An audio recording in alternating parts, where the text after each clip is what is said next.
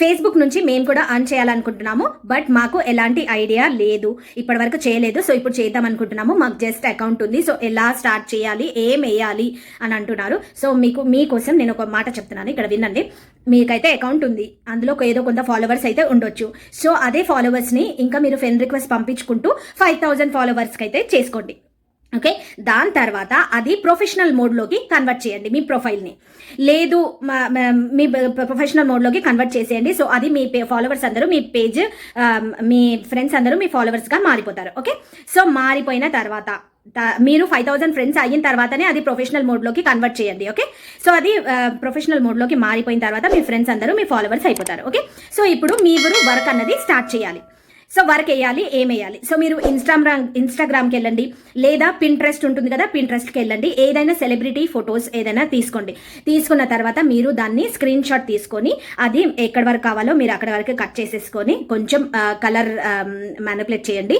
కొంచెం కలర్ అన్నది గ్రేడియంట్ ఇక్కడ 2 చేసుకుంటూ ఒక కలర్ వేరియేషన్స్ ఇచ్చుకుంటూ దాని మీద ఏదైనా టెక్స్ట్ రాసేసి, ఇదంతా మీరు అప్లోడ్ చేసేటప్పుడు చేయకండి. మీరు గ్యాలరీలో ఉంటాయి కదా ఫోటో, అక్కడికి వెళ్ళి స్క్రీన్ తో చిన్న ఫొటోస్ ఉంటాయి, అక్కడ గ్యాలరీలోనే ఆ ఫోటోని కట్ చేసుకోండి. కొంచెం కలర్ వైలర్ అన్ని చేంజ్ చేసుకోండి. అక్కడే మీరు టెక్స్ట్ టూల్తోని ఏదైనా కింద రాసేయండి. ఇప్పుడు అది ఎవరిదైనా సెలబ్రిటీ ఫ్యామిలీ ఫోటో అనుకోండి, కింద మీరు ఒక కలర్ టెక్స్ట్ రాయండి. ఎన్టీఆర్ ఫ్యామిలీ ఫోటో, లేకపోతే Ram Charan family photo, Chiranjeevi family photo, whatever సెలబ్రిటీస్ది కాబట్టి ఆ ఫ్యామిలీ ఫోటో అని రాసేసి దాన్ని తీసుకొని వచ్చి ఇప్పుడు మీరు ఇక్కడ ఫేస్బుక్ పైన అప్లోడ్ చేయాలి. సో అప్లోడ్ చేసేటప్పుడు ఎంటర్ చేస్తాం కదా, అప్లోడ్ చేసినాక దానికి ఒక టైటిల్ ఇవ్వండి, దానికి 2-3 కీవర్డ్స్ ఇచ్చి ట్యాగ్స్ ఇచ్చి దాన్ని పోస్ట్ చేయండి. ఓకే, సో ఇలా చేసుకుంటూ వెళ్ళండి. రీచ్ అన్నది వస్తుంది, కొంచెం టైం పడుతుంది, బట్ వస్తుంది.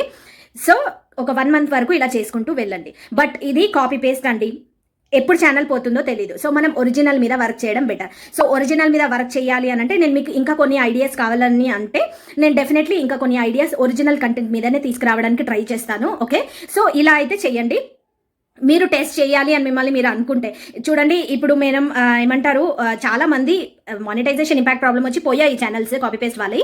బట్ కొంతమంది ఉన్నారు మళ్ళీ వర్క్ చేసే వాళ్ళు, డబ్బులు కూడా ప్రస్తుతానికి వాళ్ళకి వస్తున్నాయి.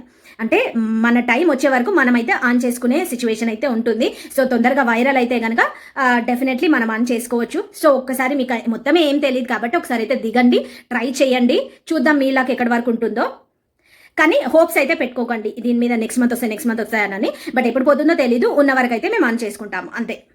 సో ఇదైతే చెయ్యండి, చూద్దాం దాని తర్వాత ఏమవుతుందో. ఓకే.